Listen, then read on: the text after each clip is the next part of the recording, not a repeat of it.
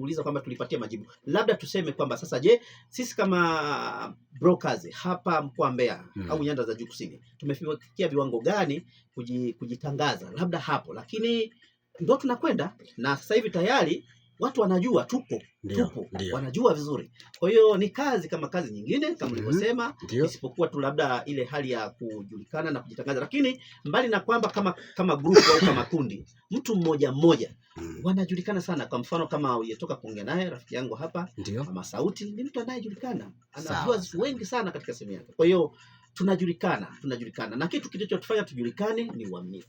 Ni sawa. Nihamie kwa Masauti hapo. Yes. Masauti, weka kidogo hivi mambo yakae vizuri na hapo. Ewa. Nionekane vizuri. Bwana umetisha hapo. Yes. Umetisha sana. Bwana Masauti? Yes. Ukifika pale maeneo mnayopatikana pale, maeneo ya SOTIA. Yes. Yale ndo maeneo yenu nyinyi mnapatikana pale. Na hata chata lako moja nimelikuta pale. Beni Masauti pale. Dalali mkuu. Maeneo yenu sana yale ya mwisho wa lami pamoja na SOTIA yenu ndo maeneo yenu mnayopatikana pale. Yes. Sasa ukizungumzia madalali maarufu eneo lile, mtu wa kwanza atakwambia Benja Masauti. Yes. Mtu wa kwanza atamtaja Blaza hapa. Yes. Sasa hivi kitu gani umejijengea wewe mpaka hawa watu wote ukiuliza tu lazima wakutaje jina lako? Kwanza kama alivyosema Blaza alivyotangulia, ni kwamba tumejaribu kujitangaza kwa wateja, na kujitangaza kwetu ni kazi.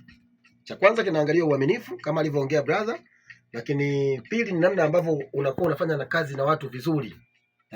Mteja inaposhindikana kazi, haijakwenda vizuri na hamjaelewana, kuna wakati inakubidi kumrudishia pesa yake ili aweze kuamini zaidi, kwa sababu kazi imeahirishika, haijaenda vizuri. Mteja anajaribu kumwambia mtu mwenzake kwamba Masauti ni dalali mkuu, ambaye ni dalali mzuri kwa sababu umefanya naye kazi vizuri, anamwambia na mwenzie. Mwisho wa siku anatengeneza cheni, wanakuwa wengi sana.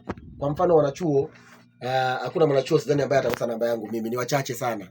Wapo lakini ni wachache sana ambao wameingia hivi karibuni. Halafu kuna wafanyakazi tunawasaidia, watu wengine ni NMB amefika tu ameajiriwa pale kazini, aelewi atafika sehemu gani. Na mwingine nesi, mwingine mwalimu, mwingine ni mjasiriamali, mwingine anasema kabisa leo usiku wa leo sina sehemu ya kulala, naomba nisaidie hata chuma cha shilingi 10,000 tu nipate sehemu nikalale. Sawa. Sasa hapa kuna issue moja. Yes. Kumalizia muda unatukimbia, kwamba kama chumba ni shilingi 60,000, inatakiwa mteja akupe shilingi 60,000 wewe, si ndio, ya mwezi mmoja? Yes. Hiyo ndio umejiwekea na ile ya cha mguu ile. Lakini tuna ukarimu kidogo. Tuliweke vizuri. Endapo chumba ni shilingi 60,000, lakini mteja akajieleza, let's say labda nina shilingi 30,000, nina shilingi 20,000, hadi 10,000 muda mwingine ndio umsaidie kutokana na jinsi ambavyo mteja amejieleza. Na usiangalie kwamba huyu ni ndugu yangu, huyu ni nani yangu, kwa sababu nimefika mahali madalali ndio hicho unachokielezea sana, nikisisitize. Madalali wanaonekana wauni kwa sababu anataka mwisho wa siku hela tu. Yaani anataka tu hela, hana utu. Hapo nilitaka nije sehemu gani unajua? Yes.